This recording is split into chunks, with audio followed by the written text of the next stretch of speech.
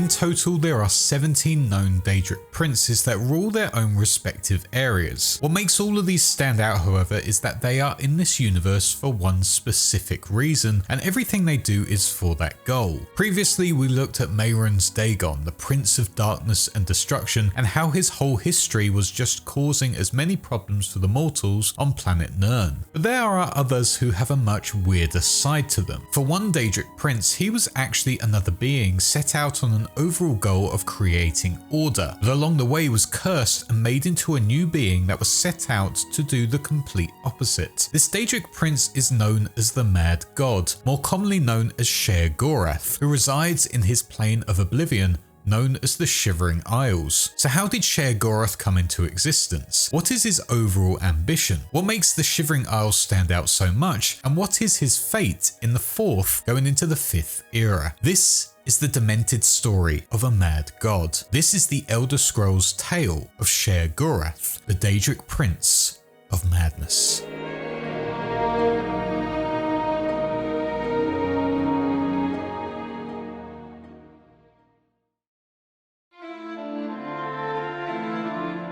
On the creation of the Daedric princes, there was one that was created to be the Prince of Order, whose sole goal was to do just that. This prince would be named as Jyggalag, a giant, silver and terrifying creature that was extremely logical, would plan everything to the letter, and would have incredible skills of deduction, which allowed him to do his job.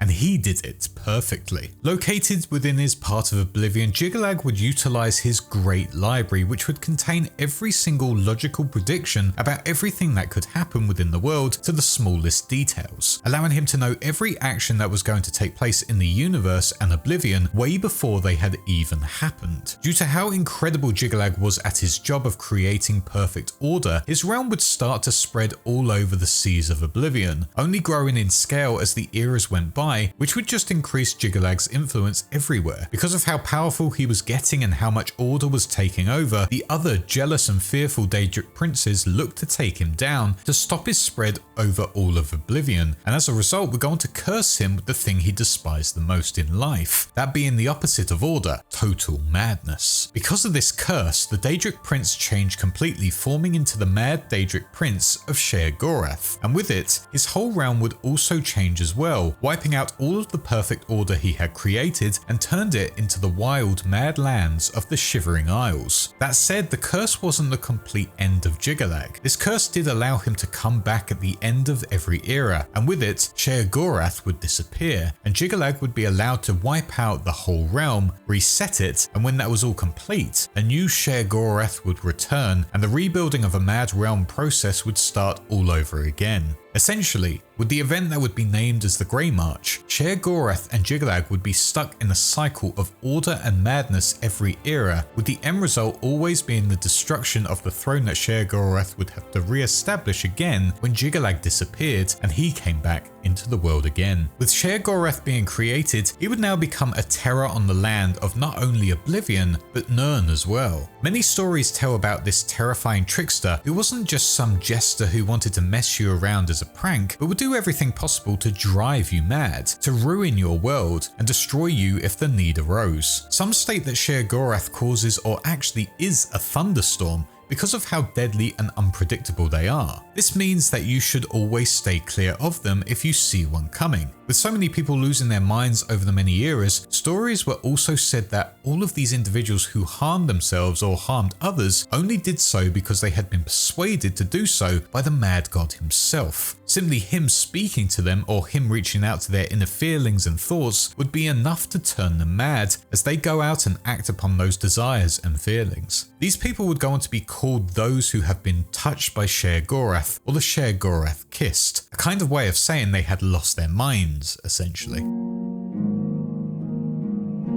Over the many years, Sheogorath is told time and time again to be completely unpredictable, and if you were to encounter him, he will just see you as a new plaything, and he could do anything to you just for fun. Turning you into a cheese wheel is one thing that he has done. However, things like that usually come from disobedience and if you go against his wishes or desires. Punishment Point is a prime example of Sheogorath's brutality, as it is a place that is littered with people who have irritated him and gone against his wishes. One individual here named Robert was Newski, who is now just a corpse named Sheogorath's Punished, is only here in this bloody area because he attempted to grow a beard. This motive angered Sheogorath so much that he tortured him and killed him here at this point. This is also where you will be sent if you were to attack Sheogorath in his own realm. If you were to try and injure this Daedric god, he will teleport you to this very point, high up in the air so you plummet to your death. Essentially, if you were to stop being his play toy and go against his wishes, this is the spot where your corpse will be spending the rest of its years. For those who desperately want to escape the rule of Sheogorath in his games and take their own lives, they will not be given the easy way out, and in fact their souls would be trapped forever within the location known as the Hill of Suicides, a large hill rising above the lake nearby. The reason for why Sheogorath traps them here for eternity is essentially because they did not die in the way that Sheogorath deemed fit. The only way of them ever finding rest would be if someone were to find their skulls and place them near their spirits. But even then, Sheogorath might deem that as being against his will and might teleport you to punishment point for going against his will. Either way, your life from start to finish is in his hands, and if you try to get out of anything he does, he will punish you for it, making your life so much harder. Torturing is something that is said to have been one of Sheogorath's earliest memories, as he stated himself that in his first 3,000 or 4,000 years of existence, he would go around tormenting butterflies until eventually he got bored of doing it, and now he likes butterflies and uses them as a sign of his influence. As the Shivering Isles morphed into the world of madness, it would go on to be separated into the two forms of madness, those being mania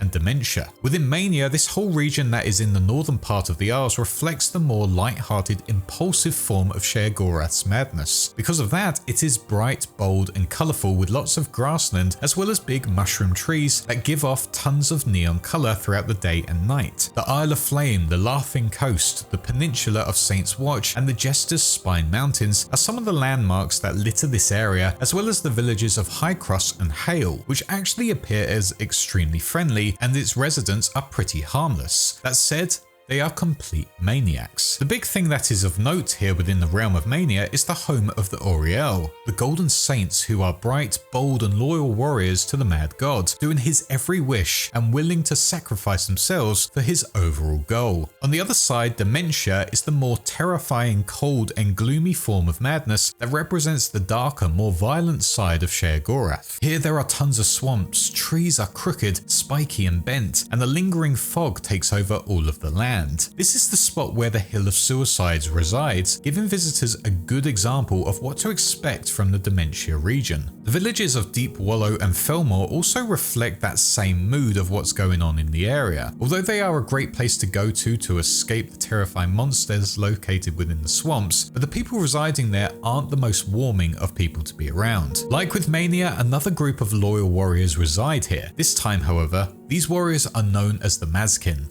or the Dark Seducers, blue, grey and dark purple versions of their golden counterparts. These warriors have their home within the Dementia region and, like with the Auriel, do everything the mad god wants. However, this has led to violent conflicts between the two parties as they fight over their love of their master and their ruler. With the whole of the Shivering Isles being split into two factions to some extent, or at least two forms of the overall madness spreading throughout the lands, Sheogorath was said to have set up his own centre of power separate from where the original capital of the land was, in Skyrim. This would be known as New Sheoth, which was a constantly changing capital where the seat of Lord Sheogorath would be. This capital was perfectly located between the border of both mania and dementia and acts as a combination of the two forms of madness, somewhat like it's a reflection of Sheogorath's brain. Like with all things in this part of the world, its two areas within its city walls of Bliss and Crucible reflect that of the region they are a part of. Bliss is bright and colourful and looks like a nice place to reside in,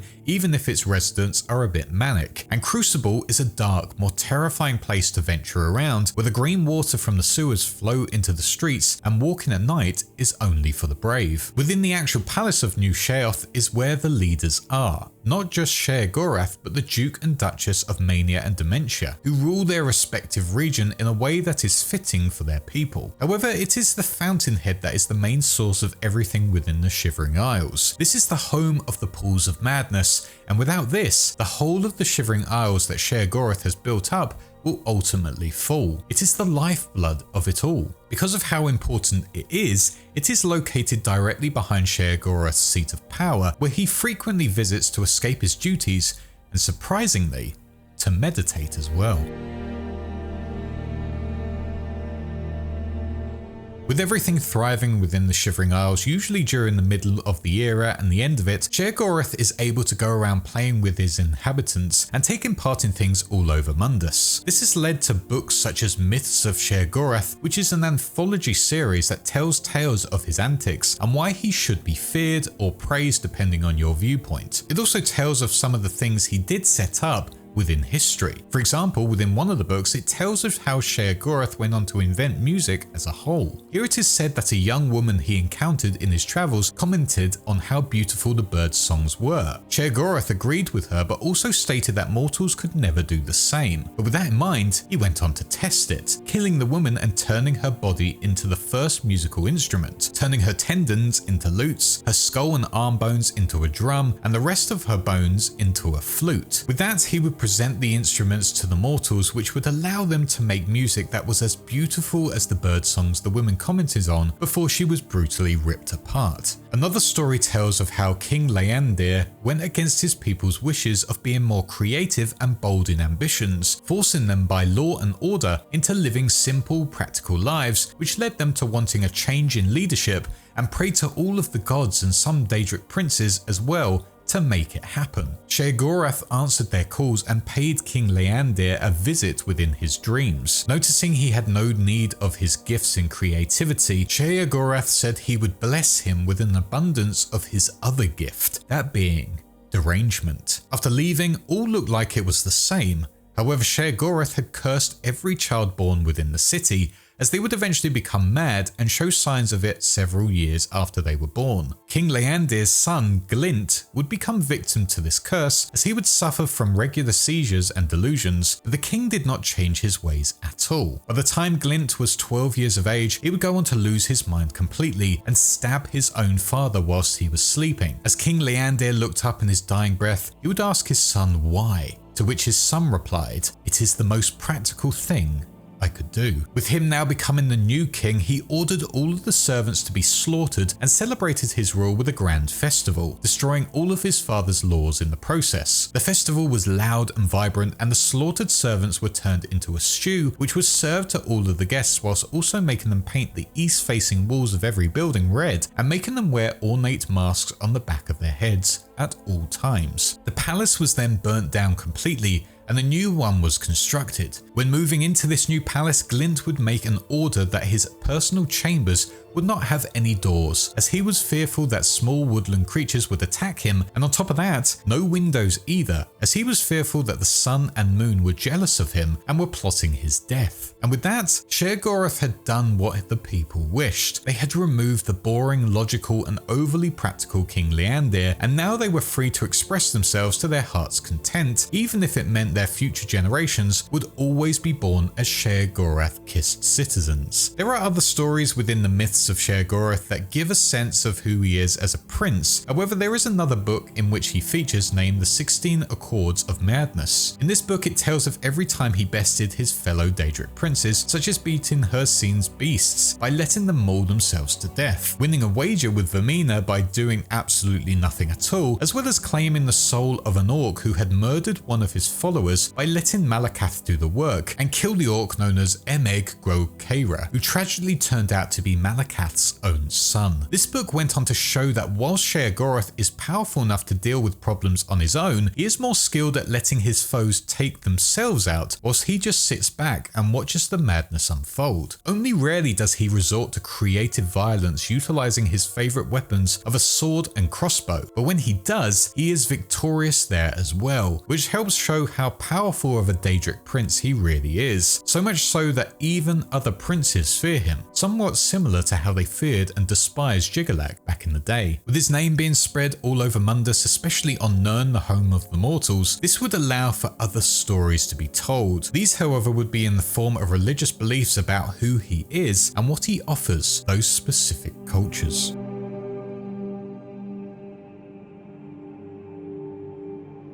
The Chima was a culture on Nirn that would eventually become the Dunmer, or the Dark Elves as they are more commonly known, when they left their original homeland and ventured forward to their new lands of Morrowind. During this journey, it is said that Sheogorath accompanied the Chima and helped guide them in their setup of Morrowind. However, during the setup of their new world, the elves would go on to set up the Tribunal Temple, a brand new religion which would go on to worship the beings of Almalexia, Sulfasil, and Vivec. And because of that fact, the other Daedric princes that were part of the Chima culture were pushed to the side and were labelled as the four corners of the House of Troubles. These Daedric princes included Mehrunes Dagon, Malakath, Molag Bal, and of course Sheogorath, who would go on to be named as the Prince of Fools after the Tribunal was set up. With this, Sheogorath would oppose the Tribunal for taking over, but the elves hit back against that and stated that anyone who worshipped him or his ways, they would go on to be punished by death. This only made Sheogorath more mad, as he would go on to trick the meteor known as Bardol to hurl itself at the city of Vivec, claiming it was because Vivec was built as a mockery of the heavens. Despite that, it is said that Vivec himself froze the meteor where it stood, and with it, Bardol swore itself to the Tribunal service forever. After that, it was said that Vivec made a pact with Sheogorath to stop his attacks, and he could work together with the Tribunal to protect their people from falling into madness. This agreement has continued ever since and is renewed with the help of the Dunmer individuals performing the pilgrimages of the Four Corners. With him now being a part of their society and not a complete outcast anymore, the Dunmer would go on to believe that this mad prince would test them all for psychological weaknesses. Dunmer factions are said to call for Sheogorath's help in wiping out other factions they do not like. However, this doesn't always mean he will side with the faction that call him. Most of the time, he will just act unpredictably and will side with whoever is the most useful in the long run. He especially does not like it if a faction or individual is indecisive, or maybe he does like that, who knows. But regardless, Dunmer like to call upon his help when in need, showing that the name Sheogorath in Morrowind is not as forbidden as it once was. And by the point where the Empire and the Old Merry Dominion would sign the armistice in the final years of the Second Era, Sheogorath's shrines, which he is said to have built up within Morrowind himself, are said to have more visitors going to them, as the Dunmer was said to fall into dark worship.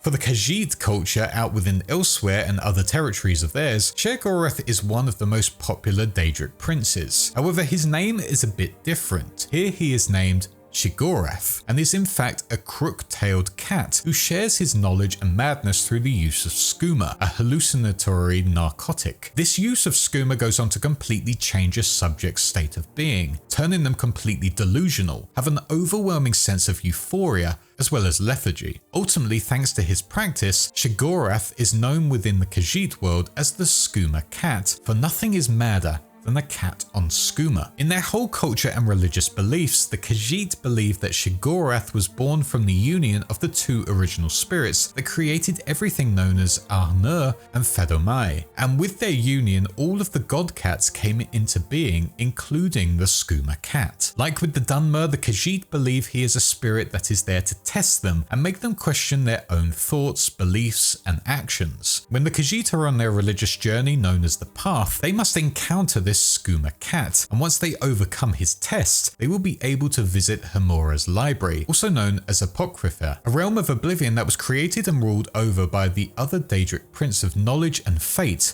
Hermaeus Mora. That said, a lot of other ancient Khajiit believe that the being of Sheogorath is actually dead, and the being that has assumed his position in their culture is just something other. If you were to encounter Sheogorath as a Khajiit, you will realize he is just a regular house cat. Yes, in appearance, but also in attitude, as he will be easily distracted by things such as a ball of yarn or a speck of light moving around the room. You could argue this impulsive random behavior that is extremely recognizable in house cats is so fitting of Sheogorath, and is exactly what you'd imagine he'd be like in person, in cat form, or just regular human or elf form. On top of those two cultures, many other people celebrate his way of being through a festival called the Jester's Festival, which is an annual holiday that falls on the 28th of Rain's Hand. It is believed that this was all set up to celebrate the moment where Sheogorath turned the whole world mad. During this event, people will wear vibrant garments and parties will be thrown where madness is encouraged, and there is no holding back from being a jester to some extent. A lot of what is set up to worship Sheogorath Sheogorath is done by his loyal followers both on Nirn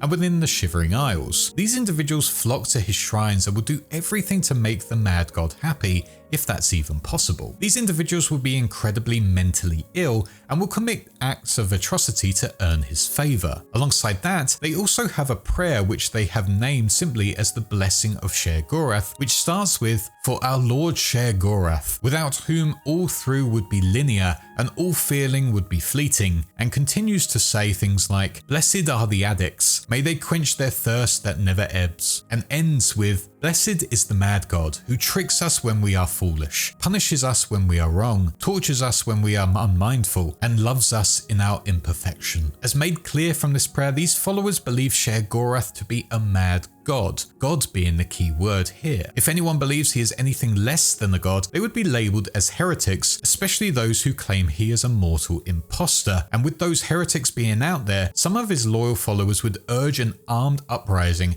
where they would commit acts of horrific violence to once again earn his favour. If one were to gain his favour and a high seat in his society within the Shivering Isles, they would be gifted a unique spell known as Manipulate Weather. This spell allows for the individual to completely change the weather of whatever part of the Shivering Isles they were a part of, but it also comes with a catch. The weather effects and everything that comes with it are completely random, so who knows what you might get. You might be using it on a nice sunny day and suddenly you will be hit with a horrific thunderstorm, or even tons of tornadoes may hit your location. So whilst the power is great fun, it can have costly results to you and the people around you. But isn't that a prime example of what madness is all about? Despite all of these myths and legends being told over the years, some of them are just rumours or speculation. No one really knows what Sheogorath has done for the thousands of years he has been around, and to listen to his every word and to believe it is just extremely dangerous. After all, he thrives on madness. He might just love watching you try and piece together his whole history and being driven mad going through every single story and every single religious belief. Wait a minute.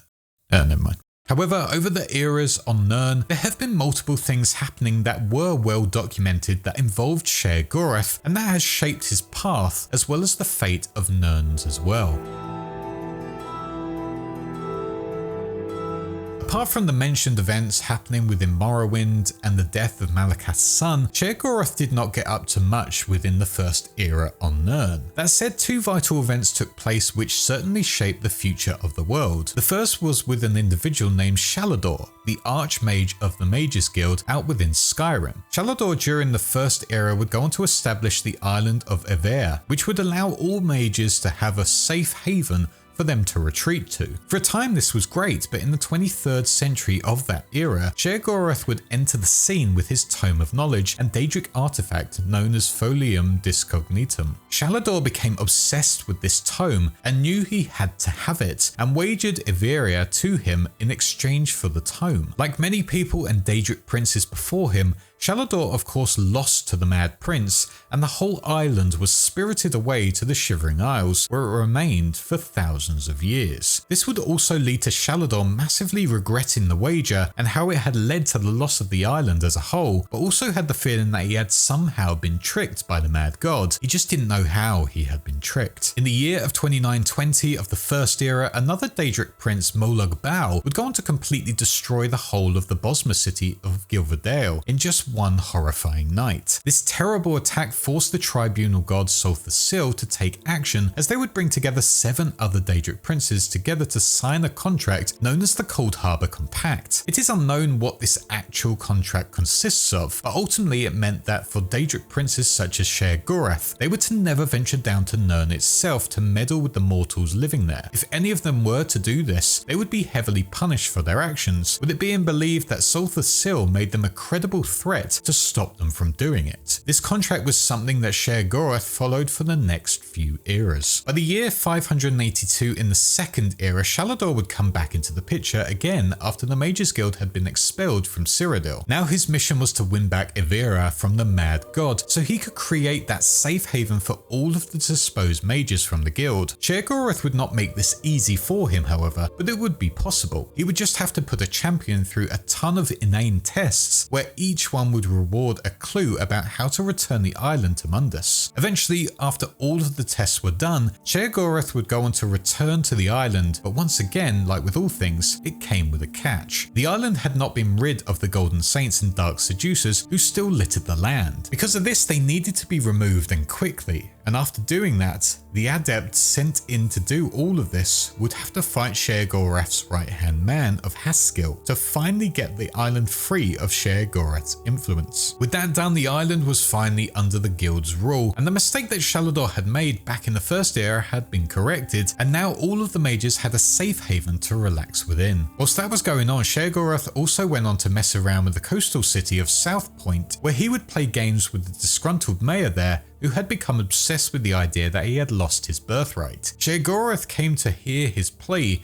as the mayor demanded power to gain the respect he felt he deserved. However, Sheogorath had other ideas as he cursed the mayor with madness and spread all of it throughout the city. This madness spread like a wildfire as citizens were killing each other in the streets, with Dominion soldiers surrounding the city to make sure no one got in or out. Eventually, the madness came to an end thanks to the Vestige dealing with the Daedric Prince and the mayor himself, giving the city back to the rule of the Dominion. The Vestige would continue to disrupt the Mad God within this era, as they would also hinder his plans when disguising himself as the Skooma Cat to disturb the ceremony going on within the Tenma Temple during the height of the dragon takeover of the Khajiit homeland. Here, Sheogorath would get to the priests here to blind themselves using the Daedric artifact known as the Fork of Horripulation to remain hidden from the dragons that had taken over elsewhere. However, as mentioned, the Vestige would stop his plans as they confiscated the Fork and saved the Moon Bishop he had captured in the process. As the third era came about, Sheogorath would be extremely busy during this time. At first, in the events leading up to what was called the Warp in the West out within Daggerfall, Sheogorath would be summoned by an unknown agent of the faction known as the Blades and would go on to dispatch a battle mage who had upset the prince. With this task done, the agent of the Blades was praised and rewarded with one of his Daedric artifacts known as the Wabberjack, a powerful staff that was capable of completely unpredictable effects, more often than not turning its targets into completely random creatures for a few minutes. Not only that, but Sheogorath helped set the Warp in the West into motion as he would aid the agent once again to find and retrieve the Mantella, a green gem heart or life force that was powering the entity known as the Underking. By the year 427 in the third era, Sheogorath turned his attention back to Morrowind as he would task the hero known as the Nerevarine with retrieving his Daedric artifact of the Fork of Horripulation, or Forky, from a mad Sheogorath worshipping Argonian hermit named Bighead, who isolated himself within a small shack on an island. With Forky retrieved, the Nerevarine was further tasked with killing a bullnetch with that said fork. The task was of course successful, and because this pleased Sheogorath, they were going to be rewarded with a Spear of Bitter Mercy, a spear originally created by Mehrunes Dagon but became the signature weapon of his ally Hircine. So how Sheogorath got this spear is unknown, but at some point he most likely tricked his Daedric princes to gain it. A few years later in 433, Sheogorath turned his attention to the heart of Tamriel, that being Cyrodiil, as he would aid the hero known as the Hero of Kvatch by tormenting a Khajiit settlement of Border Watch. The Khajiit were at first suspicious of what was going on, however when the prince simulated their religious prophecy of the end of the world, the settlers were driven into a state of complete frenzy. This would go on to be reported within a special edition of the Black Horse Courier newspaper titled Reign of Burning Dogs. As a thanks for this action, the hero would go on to receive the Wabberjack as their reward for causing chaos. But this was nothing compared to what was happening within the Shivering Isles during this point in time. At this point, the end of the era was fast approaching, and that meant the Grey March was also coming, and with it, Jyggalag would make an appearance. Tired of this endless cycle, Sheogorath wanted to stop it and came up with a plan, which was extremely surprising considering planning was not what Sheogorath was known for. That was not part of his madness. Planning was more of a Jyggalag thing. But regardless, here he would send forward a mysterious portal to Niben Bay, an act that didn't actually go against the Cold Harbor Compact because technically it was an invitation to meet with the Daedric Prince and not Sheogorath involving himself on Nirn. With With this, the hero found the portal and ventured forward into it, meeting with Sheogorath's butler Haskell, who would tell them of what Sheogorath had planned for them. Ultimately, Sheogorath wanted to turn the hero into himself, forcing them into committing acts of madness upon his realm, finding precious artifacts that could combat against the Grey March and unite all of his warriors to fight back against the knights and priests of the Order, who were quickly overwhelming and corrupting the Shivering Isles. The priests being those who had turned their backs on Sheogorath and had started to fight back against his rule. Despite doing everything Sheogorath demanded, the Grey March was inevitable. However, one of Sheogorath's secrets from down within the old library remained, a relic from when he was Jyggalag, who would help craft the hero a new staff of Sheogorath, something that they would need to sit on the throne and become a new Sheogorath themselves. This would be Daius, who had been imprisoned and cursed with staying alive until Sheogorath had other plans. With the staff created, the Sheogorath that had met with the hero disappeared and the Grey March had fully begun, but now the hero had become a new Sheogorath, something that broke the cycle, and with their help they would be able to destroy Jyggalag once and for all, and with that there would never be another Grey March ever again. The Shivering Isles would continue to be a place of madness, and the Prince of Order and his knights would never be able to take over ever again. With that, the hero of Kvatch assumed the mantle of Sheogorath, ruling over the whole of the Shivering Isles, but it was also said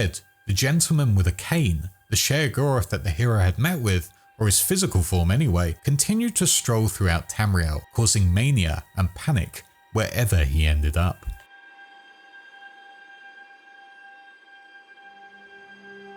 By the 4th era, Sheogorath still remained out there, although it is unknown if this was the hero of Kvatch or the gentleman with a cane. However, most theories like to believe this was indeed the hero who continued their work of causing madness. However, for the first time in a long time, Sheogorath would be tricked himself by a Dunmer named Talm Rend. Here, Talm struck a deal with Sheogorath to make him forget his involvement in the death of his son Novos. The mad god of course agreed to this and tried to manipulate his memories to make it seem like he was fighting to cure his son of madness instead. With that plan for Sheogorath, he would get the Dunmer to drive 3 other individuals mad to save his son. But with that task done and his mind changed, Talm would venture home to realize his son was still dead and he had been tricked into believing otherwise. After being denied another meeting with Sheogorath and venturing over the Shivering Isles thinking for himself, Daius would reach out to them and state that Sheogorath would meet up with them if they retrieved an artifact of Jyggalag. Retrieving the sword of Jyggalag, Sheogorath would meet with him and would use his Daedric artifact called the Memory Wand to reveal his original intent and memories, mocking him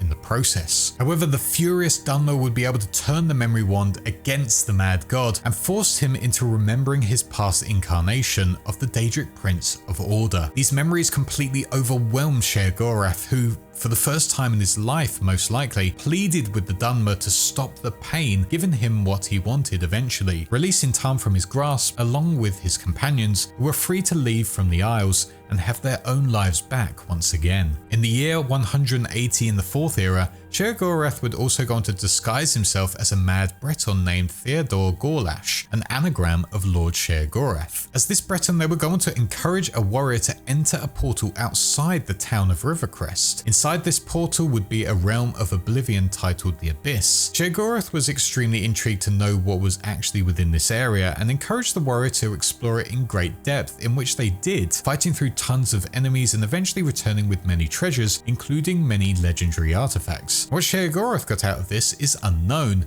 but it is probably a test just to see what happened. And on top of that, the Abyss was said to be a never-ending series of rooms and corridors which were both real and unreal at the same time, creating an endless dungeon, which could be of Sheogorath's making, or maybe he was just extremely intrigued by its creation. The final written moment of Sheogorath so far was in the year 201 in the same era, where a former high priest of Mania, Dervanin, who looked like a simple beggar, reached out to the Dragonborn and tried to get them to seek out his master. This task ended up with the Dragonborn entering the mind of the dead king known as Pelagius Septim III, more commonly known as the Mad Prince. Pelagius's mind had caught many people off guard during his rule, as it was so sudden and so unexplained. His madness had led him to do things such as tearing all of his clothes off during a speech at a local festival and defecating during a Crucible event. Witnessing the life and madness of Pelagius, the Dragonborn would be trapped within this twisted mind. Sheogorath during this would meet up with the Dragonborn and agreed to help them, providing them with the Wabbajack as well as instructions on how to use it to cure Pelagius of his insanity. Along this mission, the Dragonborn would fight off Pelagius's fears and demons and eventually cure him of his madness, returning him back to Tamriel, being allowed to keep the Wabbajack as a parting gift. Once again, it is unknown which Sheogorath this actually is, but most like to believe that this is the hero of Kvatch, simply because compared to the other Sheogorath before, this one wanted to help cure Pelagius and actually had some form of empathy for his madness. It is unknown the truth of it, but regardless of that fact, Sheogorath still remains out there, and it is unknown what his plans for the future actually are. He has a dark, twisted and demented past story, but has always remained smart in tricking individuals, be that mortals or his fellow Daedric princes. Who knows what he has planned going into the rest of the 4th era or the 5th era, and who knows what else he got up to within the 2nd era, as that is still being uncovered by historians. And maybe Sheogorath has ventured further out into the real world, placing madness on people on Earth, delaying projects further and further, making people believe a 6th game of a franchise is actually releasing soon. Who knows? But for now, this has been the Demented story of the Mad God, more commonly known as Sheogorath.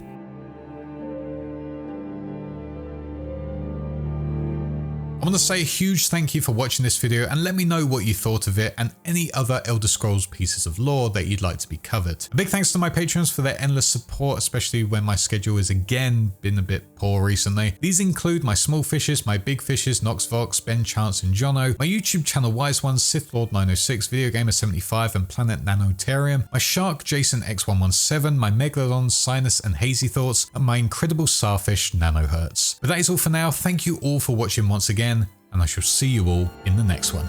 Cheers.